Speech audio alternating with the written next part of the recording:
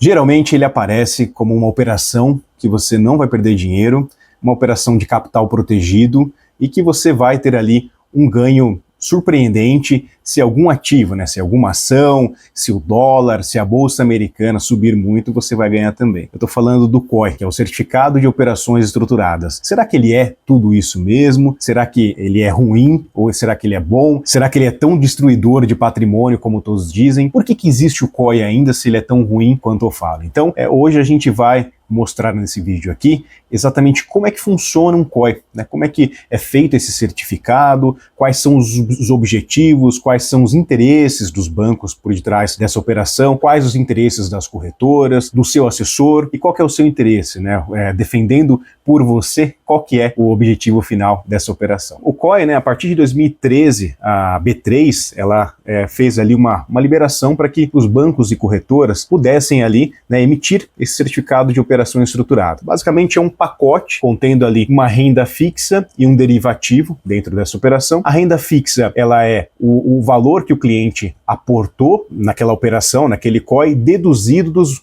custos, dos valores gastos com os derivativos. Então, quando você faz uma operação de COI, você transfere um recurso para o banco, ele faz um gasto, Então, você fez ali a compra dessa operação, o banco ele gasta um pedacinho, pagando ali as custas de comissões, pagando as custas de estruturar a operação, aplica esse dinheiro que você investiu, com uma taxa de retorno infinitamente maior do que você teria nessa operação em uma renda fixa, por exemplo, e aí ele tem ali um retorno muito mais expressivo do que você teve nessa operação. Então, para o banco, o interesse maior dessa operação, desse COI, é ter ali uma captação, pegar um dinheiro emprestado barato do cliente, do que necessariamente fazer uma operação em que o cliente vá ter ali um retorno muito expressivo com a variação de determinado ativo. Então, nesse modelo aqui, eu montei um COI de Petrobras, no qual o assessor chega para o cliente e fala, olha, você pode aplicar R$10 nessa operação estruturada, essa operação tem um prazo de 5 anos, e em 5 anos você vai ter o quê? O seu capital protegido, ou seja, você não vai perder esses R$10.000 e vai ter a alta acumulada da ação da Petrobras, que é a ação preferencial da Petrobras. A preços de hoje, a Petrobras está no valor de R$29,45. Então, o que crescer daqui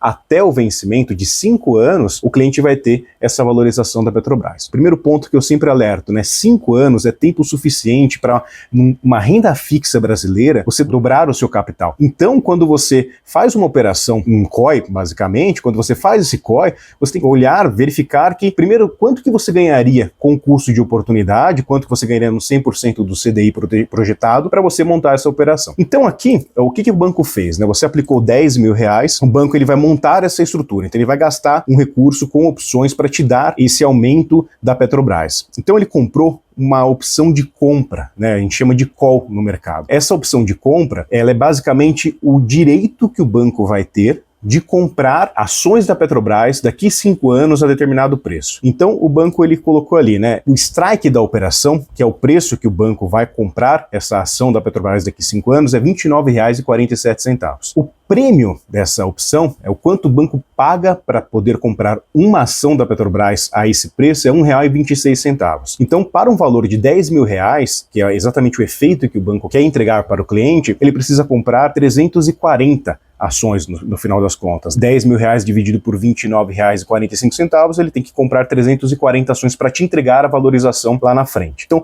o custo total dessas opções é esse valor de R$427,84. Legal, o banco gastou esses R$427. Então, eu coloquei aqui custos adicionais, 10%. Então, basicamente, 5% para colocação dessa operação no mercado e 5% para comissionamento dos escritórios de assessoria de investimento. Sobrou para o banco ali R$8.572,16.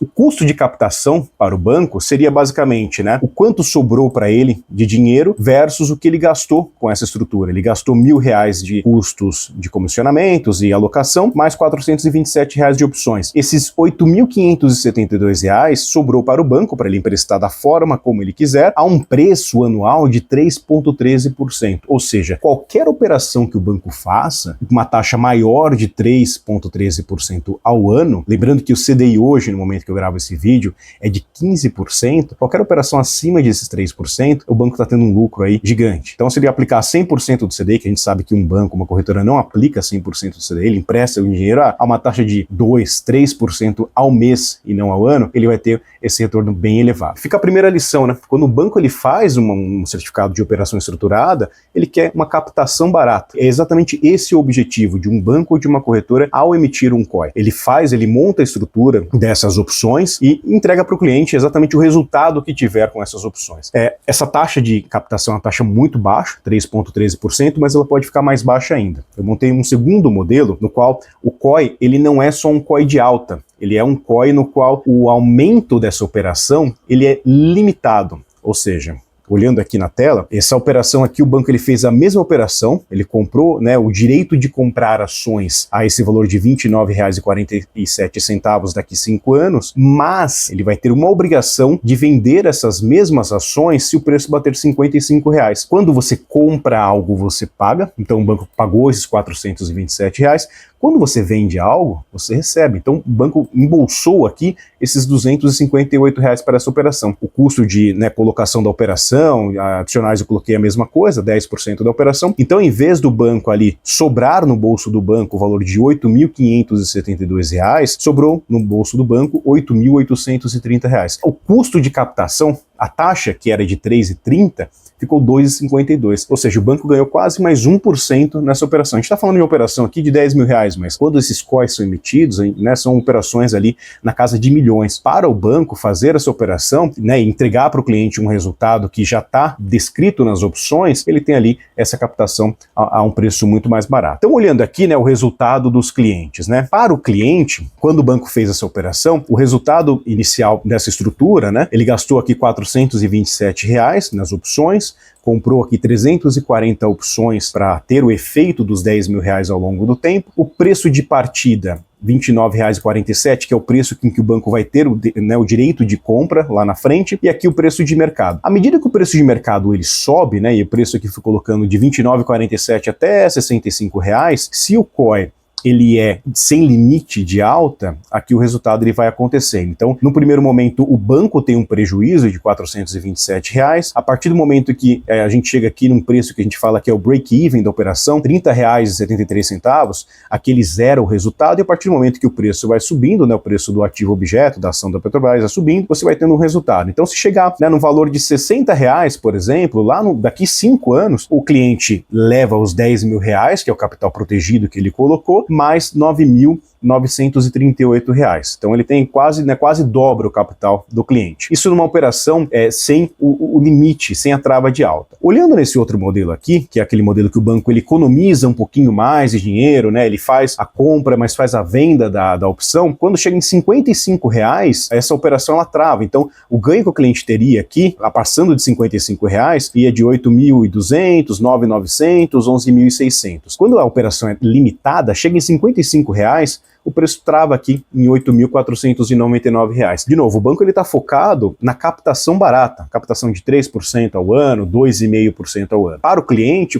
que tem que fazer essa curadoria e verificar se para ele faz sentido mesmo essa operação. Uma operação, quando chega na mão do cliente, hoje quando você recebe essa indicação de um assessor de investimento, é sempre importante a gente delimitar quais são as funções do mercado financeiro. A função de um assessor de investimento, ele vende um produto para o cliente. Não necessariamente ele está fazendo ali uma consultoria, uma gestão da carteira do cliente, Ele chega para o cliente e fala, olha, eu tenho um produto que é um produto que foi uma meta estabelecida, uma campanha da corretora, eu tenho um produto e eu entrego esse produto para o cliente. Olha, você acha que você quer comprar esse produto? Eu acho que é bom e vou entregar para você. Mas a figura do assessor de investimento é uma figura que, após essa venda desse produto, você precisa fazer uma curadoria do que é importante para o seu portfólio. Então, quando você tem um assessor de investimento cuidando da sua carteira, na verdade, ele não está cuidando 100% dos seus interesses. Precisa de um segundo crivo, precisa de uma avaliação, que é a avaliação do cliente, para que você saiba ali, se o produto é bom ou não. E aí entra a função do consultor de investimento. Investimentos, nós consultores, a gente advoga pelo cliente. A gente faz essa avaliação para verificar se o produto faz sentido para a carteira do cliente. Nós tivemos recentemente um COI da Ambipar e da Braskem. Esses COIs tinham no prospecto do produto que você poderia, o capital não era protegido, você poderia ter uma perda desse capital. O que é importante o cliente fazer essa curadoria? É importante que o cliente saiba o que está comprando, porque o COI da Ambipar teve ali uma depreciação de 93% do capital. O COI da Braskem chegou a 35% de depreciação do principal investido. Então é muito importante que o cliente saiba exatamente o que ele está comprando e não necessariamente só aceite uma operação porque o assessor fez, né, essa oferta. Nós aqui da Ativa Investimentos, nós estamos à disposição para ajudá-los nesse momento, né, de tomada de decisão, de estruturação de capital, de montagem de portfólio, para que vocês tenham ali uma carteira longeva, uma carteira que te deixe dormir tranquilo e não o contrário, né? Se a sua carteira hoje ela te gera uma preocupação, ela faz com que você durma pensando, poxa, amanhã eu posso acordar com metade do meu patrimônio, isso não está correto. Então, tá bom? Conte conosco aqui para